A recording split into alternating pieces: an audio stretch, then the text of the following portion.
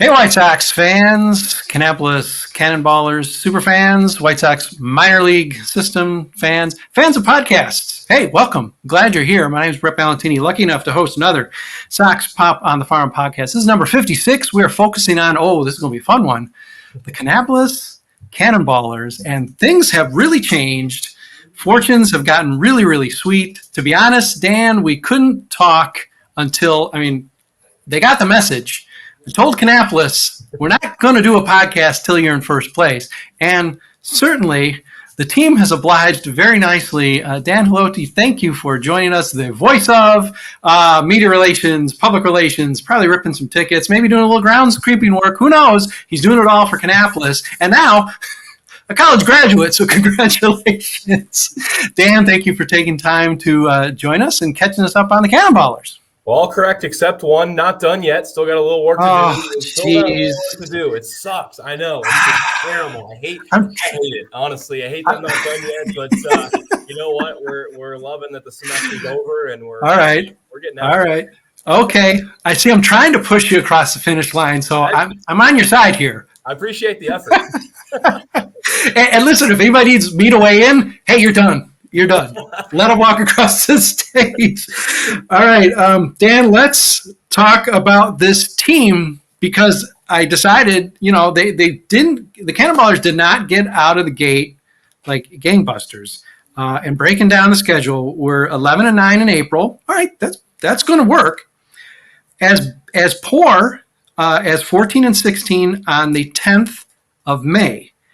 Of course, since then, 12-3 have just really gone gangbusters into first place, a dominant team. We're going to drill down to how dominant this team has been, but really the start was, you could argue, slow or, mediocre. You're seeing it very closely, game to game. What's changed, or has this just been this team finally getting together and reflecting what its true nature is? Yeah, really, I think that the story so far for the season has been the starting pitching has been there. That's been really what's been helpful for this team. All these starters have under 3 ERAs. They're just going out there. They're doing their job. The bullpen's been fantastic. I think what was our struggle bus so far for the start of this year was at the plate. The bats were kind of quiet to start. It wasn't a team that was getting a lot of runs. But again, you touched on it, since May 10th, since that mid-May timeframe, they've gone out and they've gotten all these runs. They've been scoring like crazy. We had a 22-1 win 2 weeks ago against Fayetteville. It was a wild week for sure. But yeah, it really has been the bats and a couple of guys stepping in, joining the team after being injured or being late out of spring training, just coming in and really adding an extra jolt of offense has been big. Sorry, Augusta. Sorry, Fayetteville. You just came to town or visited with the Cannon Ballers at the wrong time because this team decided to flip the switch. Let's drill down a couple more numbers, or at least give an overview for those who maybe aren't watching as closely as you are, Dan, or maybe even me. 26-19, first place in the South. I want to say real close to best in the league itself. 8-2 last 10. Obviously, you're going to win 12 out of 15. You're going to get numbers like that. Plus 93 run differential, which is outstanding. Second most runs. So the offense really did wake up. Second most runs in the league. But as you alluded, Dan, first in run prevention, just 161 runs given up. And that's a 19 better than the next best team in terms of the pitching staff. And really, the name of the game, we can throw all the numbers we want out there. And trust me, I'm an advanced numbers guy as much as anyone else, although I don't always understand them. But hey, name of the game is runs, and you're 19 better this early in the season. That's solid. And the run differential itself, when you're combining the offense, which has woken up, and this consistent pitching staff, 45 better than the next best run differential team in the league. That really is telling me dominance. The record isn't even necessarily reflecting that yet, but are you seeing a team that really, when it's clicking the way it is, I don't want to say can't be stopped, but this is really looking like an extremely strong and maybe uncommonly strong Kannapolis team?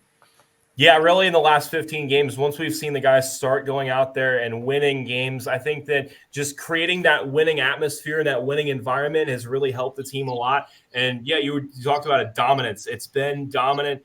guys going out and putting up all these crazy runs. I mean, we had a 22-1 win in against Fayetteville. We had a 17-2 win in a 7-inning game against Augusta down there at SRP Park. I mean, it's been dominant outings all around. I mean, not just at the plate. The pitchers have been doing fantastic all around. Everyone kind of clicking and just performing at the right time. And it's a team game. It's a team effort. And, both sides are performing exceptionally well. I want to talk for a second before we get into players. I might have the names wrong. The 7-inning game was ridiculous. You score that many runs, but I want to say it was Mikey Kane and Matt Hogan who maybe had the last 2. I mean, this team was hitting to the end of the game. There was no let up in the 5th, 6th, 7th. Like, all right, we got enough. They're hitting homers at the end of the game. Now, I don't know if they didn't get the memo from Tony La Russa. You're not supposed to swing on 2-0, 3-0. You're not supposed to swing at all, apparently, when you're winning by a certain amount of runs. But this team also doesn't have any let up, and not that you should, but it's got to be sort of fun, to watch. I mean, talk to me also about a 22-1 game. That's just got to be sort of delightful to be a part of. Well, it was a lot of fun. I will say I drank a lot of hot tea after that game. My voice was gone. But no, it was a lot of fun. By the time you got to 15 or 16 runs, it's just like, well, okay, I guess we got this one. We can have some fun with it. No one's taking it really seriously after that. But not even – I mean, I was talking to Fayetteville's guys after the game, and they're just like, yeah, once you hit 15, 16 runs, it's just whatever at this rate. But no, you talk about the dominance and the fun factor of going out and – playing in a dominant fashion against these really good teams. I mean, Fayetteville coming into that week was in first place in the South Division in the Carolina League. So to go out there and to perform on what was one of our biggest weeks up to that point and have such a dominant week and then go on the road to a tough place to play in Augusta and a team that, I mean, they split with us first week of the season here at Atrium Health Ballpark. And, it was a situation of, well, we split with them here. Let's see if we can at least grab a split from them down there. And, we go down and obviously perform very well. But, yeah, you talked about it. I mean, those high-run games and a lot of scoring, it's fun. It's taxing for sure. You definitely can get a lot of guys coming in and, pinch hitting, pinch running, get everybody in on the fun. And, it causes a lot of mayhem, but it's ultimately it's pretty fun. And, 22 runs in the game against Fayetteville is the most ever in Kannapolis history. So that was cool to set a little bit of history. All of our players tallied multiple hits, and 5 guys had multiple RBIs. It was a fun night for sure. So a lot of fun offense around here. That's a messy scorecard, but one that you treasure. It being so messy, because those you don't want the opposite. The opposite's one you might decide to lose. But when you have the 22 runs, I bet that's a keeper. All right. It did seem to, again, you're much closer to the team than I, but from a distance, it seemed like some of this offense kicking up did seem to coincide with really who has been among a few, but maybe the hitting star, the guy who's really thumping the ball to the point where I think there's increasing calls and a drum beat to get him up to high A, and that's Ryan Galanie, a guy who just seems to have hit the ground and is punishing the baseball every game out. Yeah, Ryan's a special player, man. He's a guy that works very hard. He goes out there and he gets here early. After the game, he goes into the batting tunnel and takes extra swings on the tee. And he's a guy then that clocks in, does his work, and clocks out. Guy that has been here before. He was here at the end of last year and already looked very solid. Was a little slower to get here, but once he got here again, he started out with a very long on-base streak, 26 games in a row. His first 26 games, he reached base, had a hit streak of up to 14 games. So it's pretty wild. He had a really good college career down at Wofford. He was the conference player of the year. 28 games here last year. He had 31 hits, 12 RBI, and then now he's here and obviously crushing the ball, 47 hits with a 359 average entering Monday's game, and then a 359 average is tops in the Carolina League. He leads in slugging percentage. He's second to only Riku Nishida in on-base percentage. So you talk about a guy that, he's not just a power bat. He's a guy that gets on base and drives in the runs. And has been a very productive help for the lineup. And the White Sox really seem to catch him at the right time. Coming from not a big program, but having an unbelievably dynamite final year at that level, and then really translating it right in. I mean, you're not going to draft a guy because you're just trying to catch a wave, but whatever clicked before he ever got to the White Sox organization, he seems to be sustaining. And I guess you're backing it further with the amount of work he's willing to put in, even when times are good. If he's putting in those extra reps, that has to bode well as he moves up the system. Yeah, and it provides a great mindset. I mean, you got a guy that doesn't matter highs, lows, in betweens, that is just going to go out and perform. Mm-hmm. And that's just kind of the mentality that he has to come in. He's a gamer, loves the game, and he loves to have fun and go out there and play well. And he's doing that. So, we really enjoy having him here, and he's a fun bat to watch. Yeah. All right, you referred to a staff favorite here with South Side Sox, and that is Riku Nishida, a guy we even got some time with. I'm not even sure how Selena Ray Silver pulled it off, but it definitely did a one-on-one Q&A with him upon his draft. He seemed, he's definitely got a game, and it falls in line with what the theme of the draft, by and large, was for the White Sox last year, which was bat discipline, on base. Certainly, Riku gets on base, as you alluded. I want to say the on base is 442, which is it's gaudy. It should not be on the back of a baseball card. This guy just gets on base, and when he's on base, he's a menace. He's pesky. This, as much as it's fun to see Ryan Galanie, knock a ball off the wall, Riku's got to be a guy who's just fun to watch, just with the mischief, with the threat. We see it in Birmingham with Duke Ellis, just the threat when he's on base. How fun is it just watching him, and how does his game now maybe project as he maybe moves through the system? Yeah, Riku Nishida is a different beast. He goes out there in the leadoff spot in the order. There was a joke before the season that Pat Leland had said that he said, Riku, if you're DHing, that's your off day. Like, this is a guy that you want in the lineup every single day. I mean, again, a guy that came from Oregon, took the single season stolen base record, 25 in a single season at Oregon. So he's a guy that, again, just gets on base and immediately everybody knows, everybody's aware of his speed, and he just goes out there and shows it off. I mean, he's a guy that, in batting practice, while guys are swinging for the fence or swinging for the gaps, he's taking a couple extra steps, working on the bunt and working on that drag bunt to lay it down and go up the line at first. So he's this guy that he knows his game, and he goes out and tries to just play his game and play his style. One thing that's going under the radar, I would say, when we talk about Riku Nishida, of course, we know how much he's getting on base. We know how much he's stealing bases, but he leads the league in walks. And that's fantastic to see when you got a guy at the top of the order leading in walks. This is the second year in a row that at this point we've had the Carolina league leader in walks. We had Mario Camilletti here last year, who, again, another very patient bat. But just have that guy at the top of the order and drawing those free passes and getting on base and presenting himself with that presence of just, hey, I can swipe a base, and sucks if you don't like it. Riku's going to go out there and do it. So having a guy that gets on base like that is fantastic. Yeah, stealing first with a walk. I mean, it's made even more dangerous when you can perhaps turn that into a double. Yeah, it's to the point where, and I dare say this hasn't really always been characteristic of any team in the system, to see guys routinely with multiple walks in the box. Of course, you'd rather see multiple homers, but multiple walks in the box score that's just a delight for me. Not going too small ball here, but it's just nice to see by any means necessary. You're not necessarily going to have to double your way on. A walk at a stolen base is going to get sort of the same job done, a little more difficult. But a guy, Dan, that is sort of a little bit, I don't know, the wingman of Galanie, perhaps. It seems similar in terms of ability to slug. Caden Connor, a guy who's also really putting it together. I want to say a year ago, didn't, long season, first pro season, just getting a taste. Didn't quite have what he's putting together now, but it does seem like his offensive game is more complete and dangerous.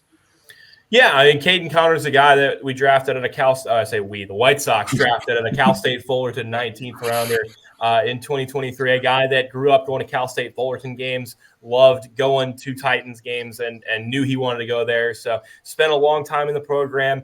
The White Sox saw his ability and saw his talent, and to a level, his loyalty to Cal State Fullerton. Drafted him last year. Only played a couple of games with the Complex League last year, 9 games, but he had 7 walks, 4 hits. So another guy that got on base in just a short period of time with the Complex League. Again, made the opening day roster here. Leads our team in hits, leads the Carolina League in hits, RBI as well, total bases. So, a guy that's getting on base with consistency, driving in runs.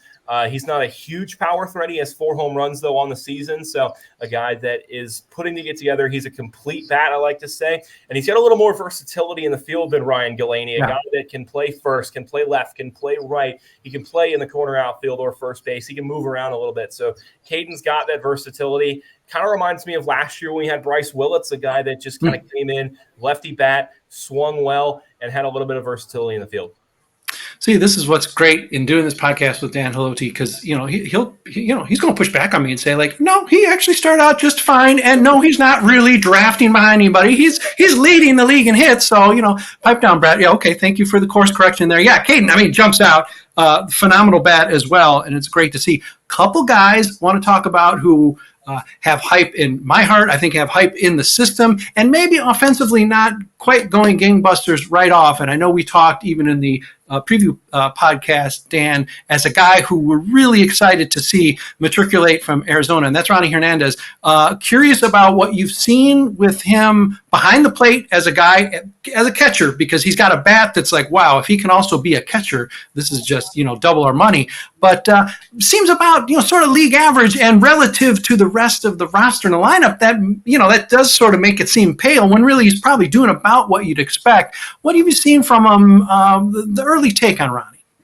Yeah, I think what we've seen so far from Ronnie Hernandez has been good. It's been really nice to see what he's been doing. Again, if he was on any other team, I feel like in the Carolina League, I think he'd be one of the top bats. I think he'd be one of the guys that everyone's glued to and watching. But on a team this year, we have so many guys contributing: Caden, Connor, Ryan Galanie, Albertson, and some guys that are putting up the big numbers. Ronnie Hernandez has been just fine. 254 average, 31 hits. The big number that sticks out is 18 strikeouts on the year. Not a lot of strikeouts, so not a guy that's swinging and missing too much. He's a guy that likes to put the ball in play. He's really got a keen ability to spray the ball. When he comes up to the plate and when he swings, the immediate reaction when you watch him swing is, oh, he's just going to pull the ball. And most defenses play him to pull, but he's a guy that can spray it to all fields, and that's really been impressive. He had a double down the line and left on Monday night that was very impressive, and a guy that, no, he's not going to run circles around you on the base pass, but he's going to put it in tough spots. He knows where to place the ball when he's at the plate. So I think the power is next for him. I would have him in that category, kind of this next guy to watch, as far as, okay, I think he's probably the next one to go out there and start taking some strides. The power's not quite there yet.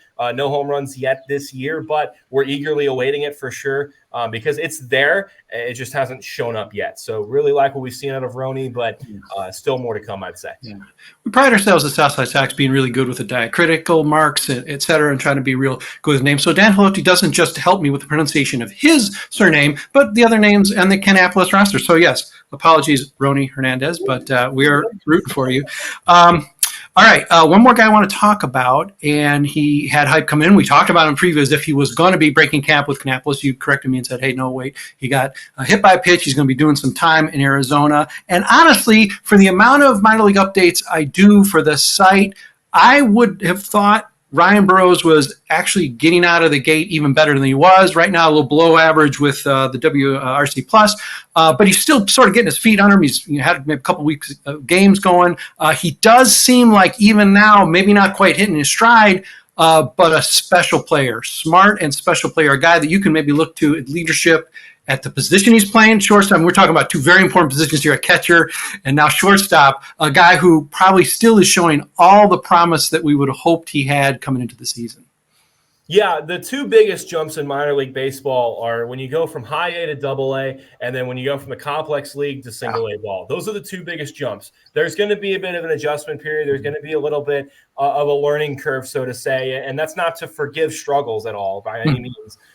You're moved up to this level, you're expected to perform as such. That being said, I think that Ryan Burroughs at 19 years old still, that's the craziest thing to me. I feel like we've been talking about him for so long. He's only 19 years old. It's wild to me. So seeing him come here to Kannapolis, it's finally, it feels like, has been fantastic. Really looks the part of a shortstop, very athletic guy. The bat-to-ball skills are definitely what sets him apart. You see that in batting practice, and you see it when he's in game and he's able to make contact.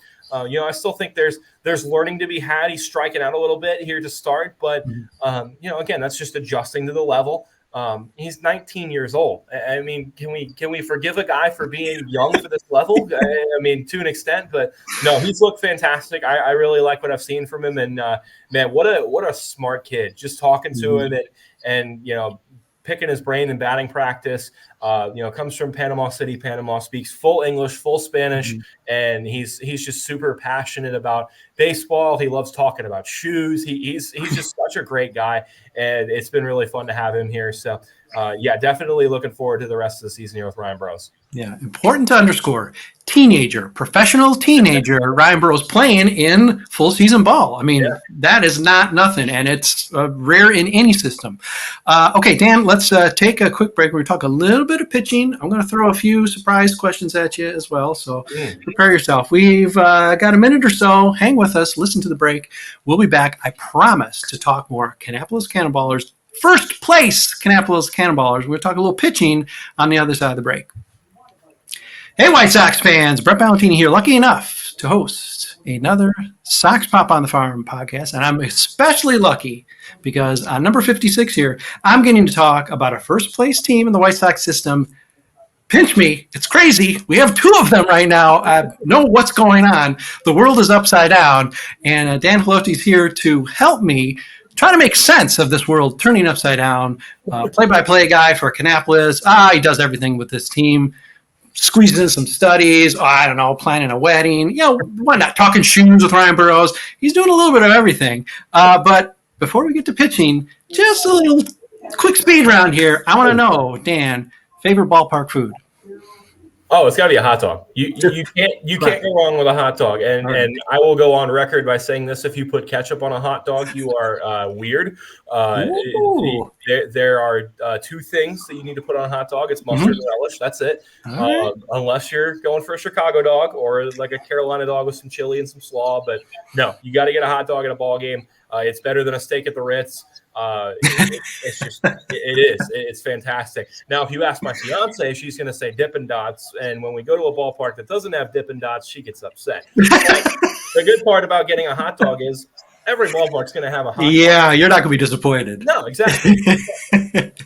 Yeah, there's something about walking into the park, smelling the fried onions, smelling the hot dog. I mean, that means you're at a ballpark. You can be you're at a ballpark. All right. That question passes. And plus, a good Chicago answer there with I know Chicago dog's got 8,000 things on it, but the ketchup, that's pretty contentious. So the proper answer there, not that I'm going to judge about a hot dog. Who cares? Favorite baseball movie, Dan? Oh, it's so tough. Yeah. Golly, that's tough. I feel like you can't go wrong with Bull Durham. Like Bull Durham's good. Sandlot's fantastic. I need to watch Rookie of the Year again. A Chicago one there with the kid that becomes a pitcher for the Cubs. Another good one. I'm going to go Bull Durham though. All right. Yeah. No, that's a safe pick, and true to home. That'll work. Favorite player ever growing up, favorite now, whatever. It can be whatever answer, but favorite player. Favorite player growing up. So I grew up in Tampa in the 2010 to 2012-ish Tampa Bay Rays, and my favorite player was Evan Longoria growing up, for sure. Grew up idolizing Longoria. Game 162, the home run down the left field line. I was 11 years old and woke up the rest of my family screaming when he hit that home run. It was fantastic.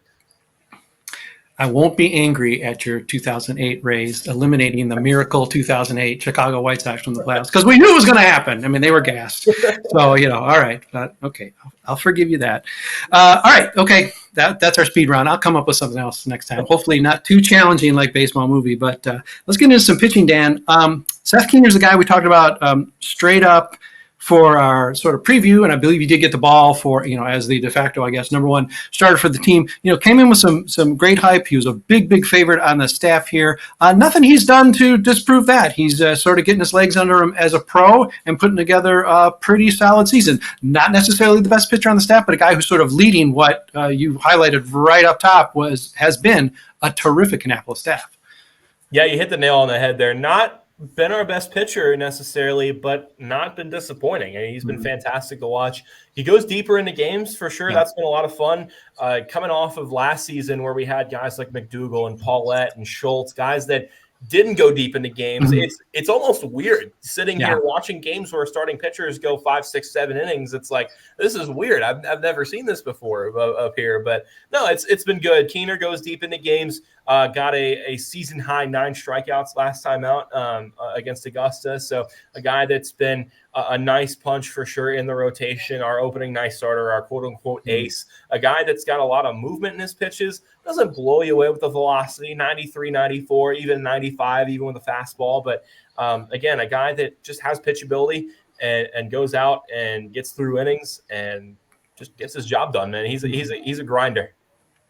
Yeah, not to overshadow Seth Keener now, but okay, you want to talk about going to deep into games. I know he's more of a veteran rookie or a veteran in his first year pitching as a pro, but Lucas Gordon is sort of ridiculous. He doesn't really get cheated. He gets his innings in, and he's put together at least a couple really extraordinary games. This guy really seems like he, knows how to pitch. He knows what he needs to do, and he's going, I mean, thanks, the bullpen, needs to buy him dinner those nights because, he's not really taxing the bullpen at all. No, Lucas has been fantastic. I really have enjoyed watching him pitch and watching his starts because he, again, just mows through innings. 7 innings last time out, consistently can go 6 or 7. That's kind of that college pedigree coming from a program like Texas where that's obviously a huge program and a team that contends in the Big 12 every year. So Lucas Gordon's a fun guy to watch. Fastball works. Curveball really is sneaky against lefties. Yeah. I really have enjoyed that, but he's got a little cutter that he mixes in too, and he hasn't used it a ton, but when he uses it, it is extremely effective, and it kind of catches guys off guard because it moves at the same velo and the same, basically off the arm, the same as his fastball. All it does is have a little bit of break horizontally, so it's really fun to watch Lucas Gordon pitch because occasionally, he'll throw that cutter or work a curveball, and it's like, well, there's the breaking ball, got him. So Lucas has been fun. Carolina league leader in opponent batting average. So what does that say? Well, guys aren't hitting him. So, he's going deep into games and guys aren't able to get anything off of him. So it's fun to watch. And Lucas is a guy that is going to be a guy to keep an eye on for sure. The White Sox seem averse to spending international money at this point. They bought Luis Robert Jr. A while back, and they somehow don't seem to realize that they can still sign international guys, sometimes even for big contracts. All that to say that, they're still in the habit of trading away international money. One of those trades was for a couple Dodgers prospects, pretty promising prospects. One of them, a guy who is in your backyard there in Aldrin Batista, a guy who seems like, again, not necessarily any stand-out performance or consistent stat per se, but a guy who has done his job and seems ready, along with these other two who've just spoken to, make a move, post-draft or something, maybe make a move up to a higher A and pitch at a higher level. He seems like he's taken on all challenges. Yeah, Aldrin is fun to watch. Point blank, period, end of story. That he's fun. He's the guy that you want to be glued to your seat and watch when he pitches now on Thursdays. He just goes out, very repeatable motion, number one. That's the thing. That's the thing that immediately catches your eye. Very repeatable motion. Doesn't have too much to it. He just kind of goes up there and slings the ball. So really easy going from Batista, but the fastball has got so much life. Just watching him work with it is fantastic. 96, 97. It's got a little bit of that arm side run to righties, which is hard to pick up. It's hard to hit that. So then he works with that fastball, has a slider with a ton of movement. I mean, it's really fun to watch. Changeup gets worked in there occasionally as well. So a 3-pitch mix guy, but the fastball is his bread and butter, and he goes out and he strikes guys out. He plays to strikeouts. He's not a guy that likes to play to contact. He doesn't like having the ball in play. That's just kind of what I've seen from him. So he wants to go out and get strikeouts. He wants to, give a high fastball and say, hit it if you can. As of late, again, he's had a bit of an up and down. He's allowed a couple of runs as of late, but again, we're getting into that point of the season where guys that were dominant to start maybe are starting to taper off and back into reality a little bit because you have more scouting reports, you have ability to kind of look into guys a little more and find out what they're doing. So Aldrin's a guy that again, these next couple starts are going to be crucial for him. Mhm. We obviously see his talents there. We obviously see that, a call to Winston-Salem's coming relatively soon, we would imagine. But, I would say that these next few starts are going to be huge for Aldrin in the sense of need to find some consistency and not necessarily ride the roller coaster of allowing 4 runs and then 1 and then 4 and then 1. So find that consistency and go from there. And then not dissing anyone else on the staff, but in terms of just electric stuff, Eldrin's got to have a ceiling that's as high as anybody you've got in Kannapolis right now. Oh, I would say so, 100%. I would say I'll go on record to say in our 6-man rotation, he's probably the guy that has the second best electric stuff right now. Our first guy, I would say Grant Taylor, just watching the fastball, but I'm sure we're going to talk about him. But just based off of just fastball life, period, Grant Taylor would be number 1. But yeah, Aldrin's not far behind. Yeah, let's seg into sort of our wild card picks. Let's throw a bone out to that underused bullpen. I want to talk to you a little bit about Billy Seidel because he was used almost strangely, very much forced exclusively as a closer. His usage with the White Sox was like that. He is going to be like a closer. And in a deliberate way, which is something you want to do, especially if you've pegged a guy for that role. And it seems like this season, at least, he's moved around. Maybe he's the leverage guy now. I'm uncertain about all of his usage, but not necessarily one solitary role. And I think with that, I think he had flagged a bit. He certainly wasn't a lights out guy. He hasn't run up the system like say an Eric Adler. So check in with me where Billy's at in terms of what his prognosis is and how his usage has been, because right off the bat he seemed to be pegged as a guy, and now maybe that's fallen back a bit. Where are you seeing him? Yeah, it's probably fallen off a little bit. I wouldn't say much to his fault necessarily. Mm-hmm.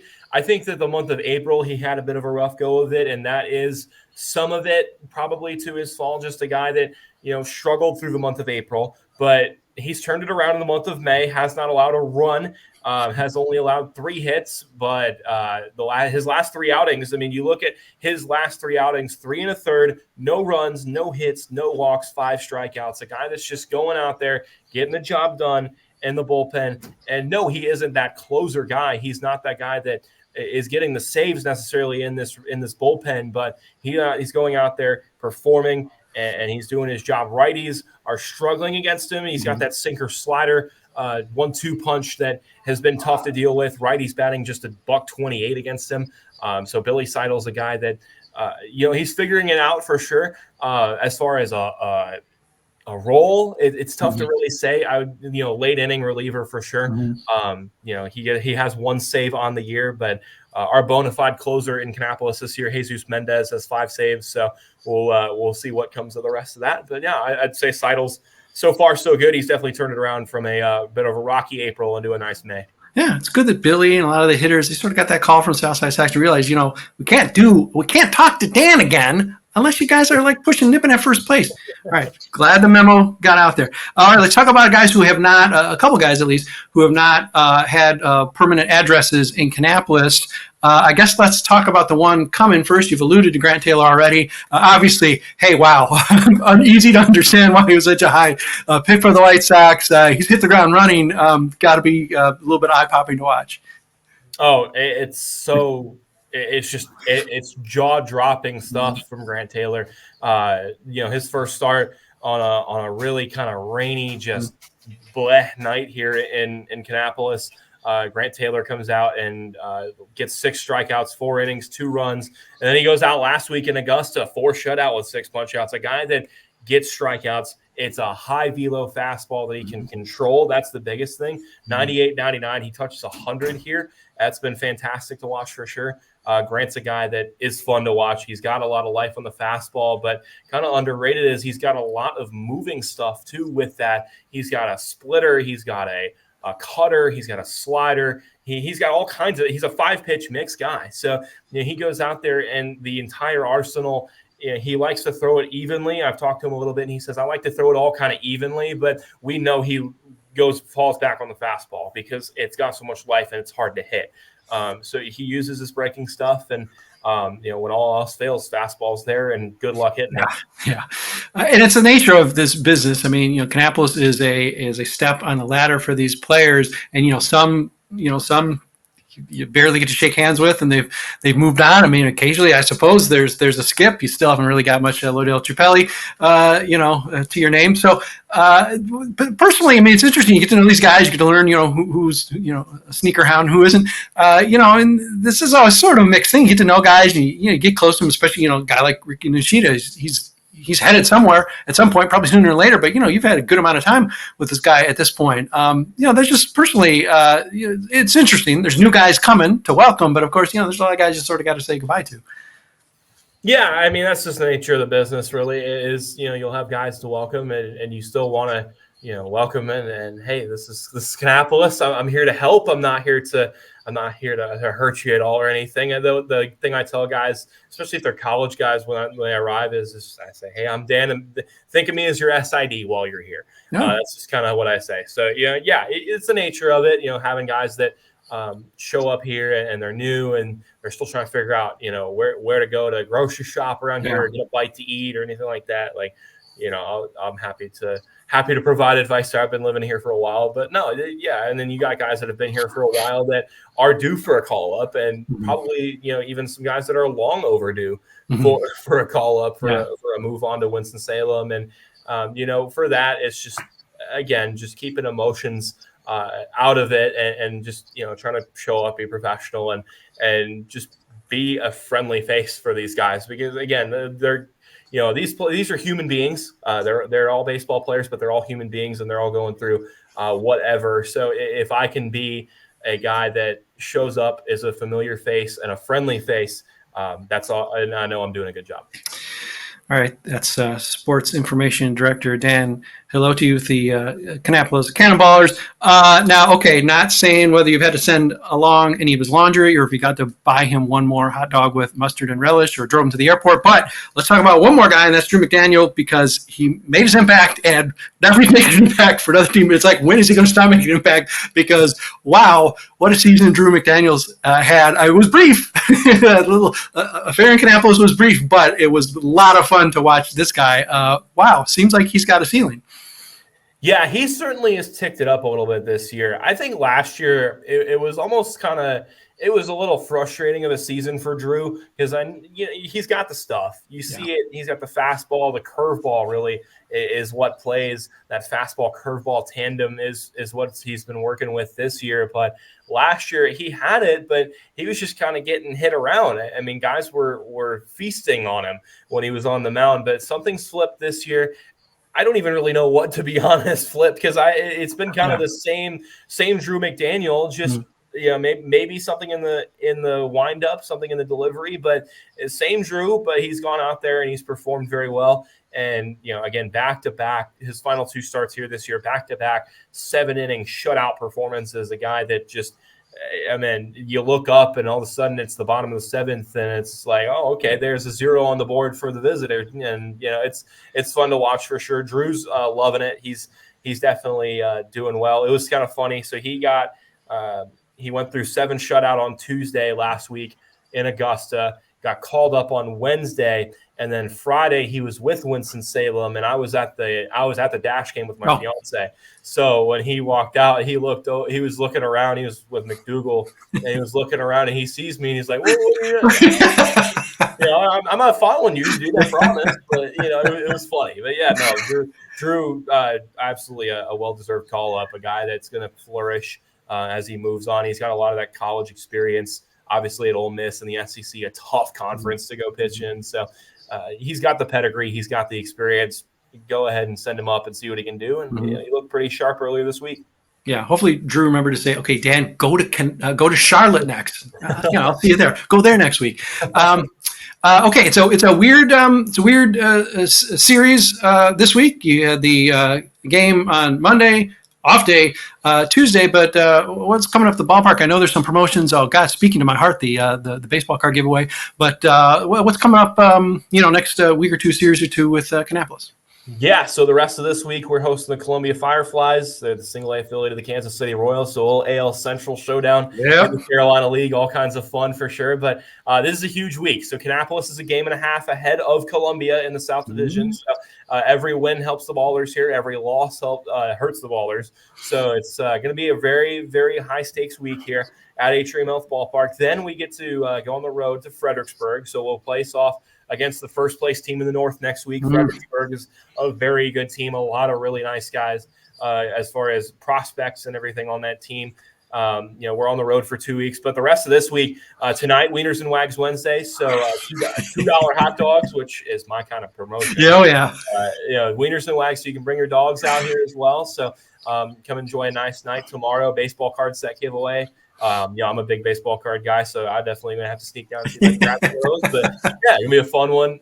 Saturday, it's gonna be really special. We're doing Military Appreciation Night here at the ballpark, so honoring all of our wonderful people who served in the armed forces, and obviously with Memorial Day earlier this week, the whole theme, that whole tradition this week has been fantastic. It's been really cool to see all the promotions and all these 100-foot flag ceremonies and presentations and everything here at the park. It's been really cool. It helps keep us grounded and remember that there's a reason that we have baseball in the United States, and we're able to enjoy it. So it's been really fun. We got a lot of fun promotions coming up. Not many games remaining in the first half here at home. Again, we finish up this week. We're on the road for 2 weeks. We go to Fredericksburg and then Delmarva, and then we're home for what will be 4 games for the first half, and then the first half's done. So we finish up against Myrtle Beach. Those are big games. So definitely, if you're looking to come to some big games this year, if you're looking to make a trip down to Kannapolis, we could use you this week. We could use you when the Myrtle Beach is in town for sure. If not, catch us on the road, and we'll be pushing here for the rest of this first half. And hopefully by the time June 22nd comes around, we'll have a playoff spot, and we'll roll from there. Yeah, and really. I'll mention one other thing as well. June 22nd, it's a Saturday here in Kannapolis. If any former players, former front office staff, former coaches, anything are interested, we're having our reunion night. So it's a night to honor all of our former players, coaches, staff, front office members, any city officials, anything in Kannapolis. This is our 30th season in Kannapolis, and we are honoring our history, honoring how we got here to this 30th season. So if any former players are out there looking to come out to reunion night, we're obviously putting on a ton of VIP recognitions and honoring a bunch of people. For sure, come on out, and I'd be happy to get something set up. But yeah, a lot of fun stuff coming up here at the ballpark, and we're making a hard charge for the rest of this first half because I would love to play some September baseball. It'll be a lot of fun. Yes. I'm not doing the flashy link that you can't click on the screen here, but we'll definitely have a tickets link so you can see some games in the second half, which is going to be house money because there'll already be a playoff. It's just going to be playing with house money in the second half. Let's face it. Or squeeze something in the first half. And Dan, if the Cannon Ballers go 12-3 in this coming slate, we know we got a special team. We got a team that's probably going to win both halves because, as you pointed, they're running the gauntlet for sort of the push, I guess, to finish out the first half. There's not going to be many easy games for the Cannon Ballers, it seems. So, no, definitely not. Columbia's, again, not far behind us. We got to go to Fredericksburg next week, and they're in first place in the North. They're a very tough team. We go to Delmarva, which may be where we might be able to pick up some games. Delmarva's last in the Carolina League, but always a tough place to go. Delmarva's a really long bus ride. It's about 8 hours from Kannapolis, and you just got to get on the bus and roll from there and all that. But no, we'll hopefully pick up some wins on the road. We got 2 weeks on the road, and then we'll come back and play Myrtle Beach. It's technically 4 games. So the last day of the first half is that Thursday, the 20th. But on Wednesday, the 19th, we have a doubleheader. So we got to pick up a game against Myrtle. We just got to play them in the first half with the seating and the standings and everything. You got to play that extra game. But yeah, no, we'll finish that up. And Thursday, June 20th is the final day of the first half. And hopefully that night we'll be popping some champagne bottles and celebrating a playoff berth. Yeah, not to overlook that. We'll definitely be addressing that certain playoff berth at this point. Sorry, guys. And then, of course, the June 22nd. We might not talk before that, but we definitely want to touch on everybody who came through because that's going to be a fun 30 years to review. Every team at every level does some form of that at some point, but you don't always have a nice round anniversary like that. So that's going to be fun to hear about. And hey, listen, if you're wise, get down there and attend it, or get over there, or get up there and attend it, because that's going to be a cool night. Okay, ball game tonight. Dan, gotta let you jump. You're doing the play-by-play. You're doing your sports information director duties. You're probably tearing some tickets. You might be dragging the field. I mean, listen, this guy, many, many hats. Dan Helotie in Kannapolis. Thanks for taking a little bit of time out to catch us up. I'm sorry that we took an extra month. I promise you we will not do that again. So 4 weeks or so, let's talk again about, I don't know, the playoff Cannonballers. Yeah, that sounds like a fun thing to talk about. How about we do that? You know, the joke I've been saying all the time is I'm getting married in January. It'd be really fun to have a ring on this hand before I get a ring on this hand. That's what I've been saying. That's a very good way to put it. I wish you luck in your pursuit of multiple rings, Dan. Let's do it. Let's make it even a better year, or better early next year. Thanks for taking the time. We'll talk in a month or so, and we'll celebrate Kannapolis 30th, and we'll celebrate, I don't know, Kannapolis postseason. Sounds good to me. Let's do it. Thanks for the time, Dan. Appreciate it. Absolutely. Thank you. Have a blast. All right. Thanks, everybody, for listening and watching. All that stuff. Ticket information in our post. And go catch yourself some Kannapolis Cannon Ballers baseball. They are hot, and they are in first place. This doesn't happen often. It's going to happen permanently now. It doesn't happen often. So go out and see yourself some Cannon Ballers.